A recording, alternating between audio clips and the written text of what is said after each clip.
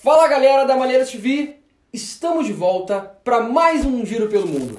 Na semana passada, a gente falou aqui sobre o conflito entre Israel e Palestina. E no meio do vídeo, eu falei isso. Lembra que eu falei que o exército de Israel é sinistro? Então, para provar que aqui a gente não aumenta nem inventa, hoje a gente vai falar da Guerra dos 6 Dias. Depois da vinheta.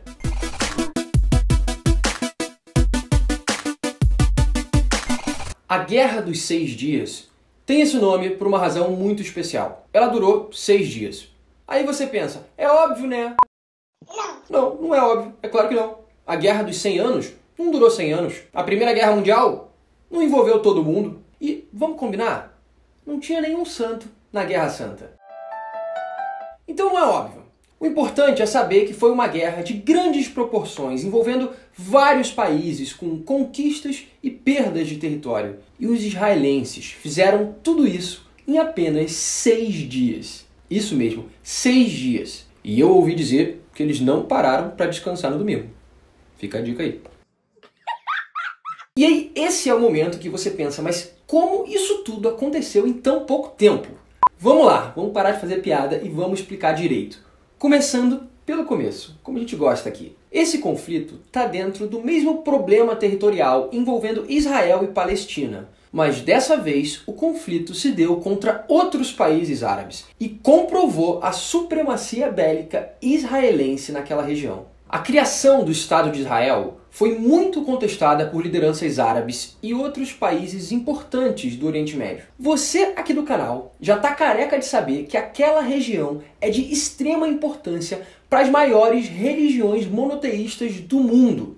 O cristianismo, o islamismo e o judaísmo. Então, já tinha uma insatisfação geral dos árabes rolando. Inclusive, outras tensões militares já tinham acontecido. Essa Guerra dos 6 Dias é vista como o terceiro conflito envolvendo Israel. Agora, vamos deixar uma coisa bem clara. A guerra em si durou realmente 6 dias, mas vários momentos de muita tensão e medo real de guerra já estavam rolando muito antes.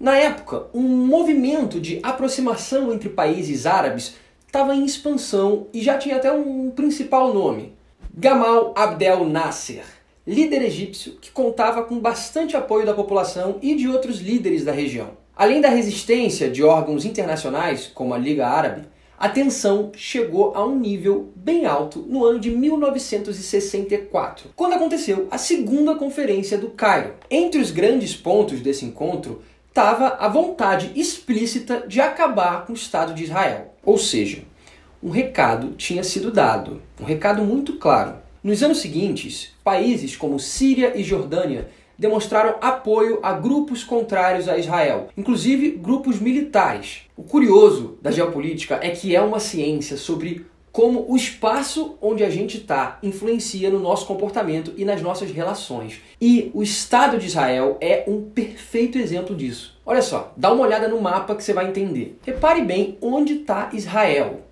Agora, imagine movimentos militares na Síria, no Líbano, na Jordânia e no Egito. Israel é um país pequenininho, espremido entre o mar e um monte de países árabes. E foi exatamente por causa disso que aconteceu essa guerra. Os exércitos da Síria e da Jordânia se deslocaram para áreas próximas da fronteira com Israel e pressionaram o Egito a fazer a mesma coisa. Era maio de 1967. E não é que o Egito realmente movimentou as suas tropas? Para deixar tudo ainda mais complexo, o Abdel Nasser, aquele líder que eu mencionei, pediu que a ONU retirasse as suas tropas da região. Ou seja, um grande alerta acendeu. Por quê? Por que eles estavam pedindo para tirar as tropas da ONU de lá? As tropas da ONU estavam lá há mais de 10 anos. Só iam querer tirar agora? Mandaram sair agora? Por quê? Já avisei que vai dar merda isso. Claro que a gente nunca vai saber o que se passou na cabeça de cada líder que estava envolvido nessa treta. Mas muitos estudiosos dizem que o líder egípcio não pretendia fazer uma guerra. Ele só queria fazer bonito e se firmar como o grande porta-voz do mundo árabe. Mas vamos na ordem que eu não quero dar spoiler. Poucos dias depois de deslocar o exército, o Egito ainda bloqueou a passagem no Estreito de Taiwan, uma via muito importante para o abastecimento de Israel. Nesse momento, já não importava mais se o Nasser e os outros líderes iam começar uma guerra ou não. Tudo parecia que ia explodir. É óbvio que Israel já estava se preparando para algum tipo de conflito, mas como se tudo isso que estava acontecendo ainda não fosse o bastante, um novo ingrediente entrou nessa história. O Iraque decidiu se juntar a um acordo feito entre Jordânia e Egito, que previa uma ajuda mútua em caso de conflitos militares. Ou seja, mais um país ali da região somando no time contra Israel. Esse novo acordo aconteceu no dia 4 de junho. No dia seguinte, a guerra começou. No dia 5 de junho de 1967, as tropas começaram o ataque. Mas quais tropas? Estou fazendo uma tensão aqui, um clima de suspense. Desculpa. Quem atacou primeiro foi Israel e deu um supapo em todos os outros. Num ataque que é estudado por todos os exércitos do mundo até hoje. Um ataque aéreo conjunto em cima de várias bases ao mesmo tempo. Só que eles pegaram todo mundo tão de surpresa que eles conseguiram derrubar grande parte dos aviões dos seus inimigos ainda em solo. Israel destruiu quase 90% da força aérea egípcia na região. Dizem que dos 340 aviões de guerra, uns 309 foram destruídos em 2 horas. E a mesma estratégia foi usada na Síria. Você consegue imaginar as notícias que estavam chegando? Os países estavam se planejando para um ataque e do nada descobriram que estavam sendo gravemente bombardeados. E não parou por aí não. No dia seguinte, Israel conquistou o território da Península do Sinai, onde estavam mais forças do Egito. Um dia depois, conquistou uma parte da cidade de Jerusalém e, ao mesmo tempo, continuou avançando para cima do Egito. Paralelamente, o exército e as bases sírias também foram bombardeados e derrotados. E um território muito importante vai ser conquistado nessa frente: as colinas de Golã, um território sírio com importantes reservas de água e nascentes de rios. Com poucos dias de guerra, praticamente só a Jordânia ainda oferecia alguma resistência, e mesmo assim sem grandes forças. Como era esperado, Israel também ganhou facilmente essa batalha e conquistou o território da Cisjordânia.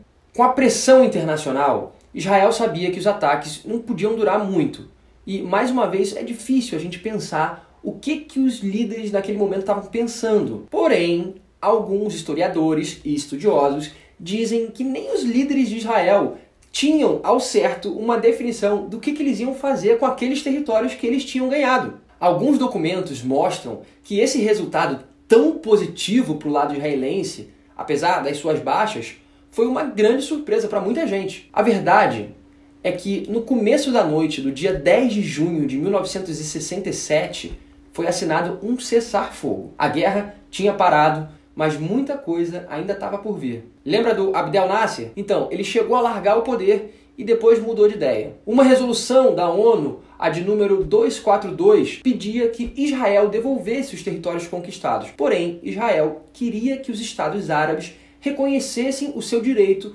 como um país legítimo, porque os Estados Árabes não reconhecem o Estado de Israel como Estado soberano, etc, etc, etc. Ou seja, ficou aquele climão, ninguém sabia muito o que fazer, porque agora a gente tinha um problema ainda maior para resolver. Se não bastassem todas aquelas complexidades envolvendo a questão da Palestina e Israel, agora a região tem mais uma série de novos desenhos territoriais. Israel conquistou terras muito importantes em menos de uma semana. E é claro que os países perdedores não pretendiam deixar isso para lá. A gente pode falar duas coisas. Essa discussão sobre as terras vai acabar chegando num acordo de paz, mas não sem antes passar por mais um daqueles episódios que marcam a história. A Guerra do Yom Kippur, de 1973. Essa foi muito intensa e com consequências bem mais globais do que a Guerra dos 6 Dias. Mas isso é assunto para um outro vídeo. Um beijo, galera. Até semana que vem com mais um Giro pelo Mundo aqui na Malheiros TV. Não tinha lagosta na Guerra das Lagostas, nem canudos na Guerra de Canudos, nem farrapos na Guerra dos Farrapos, até porque se as tropas estivessem em farrapos não tinha dinheiro para fazer guerra. Não se viu a Guerra Civil. No Saara, a guerra não foi fria. Ninguém ganhou um buquê na Guerra das Duas Rosas. E, pasmem, não teve nem nudez na Guerra dos Sexos.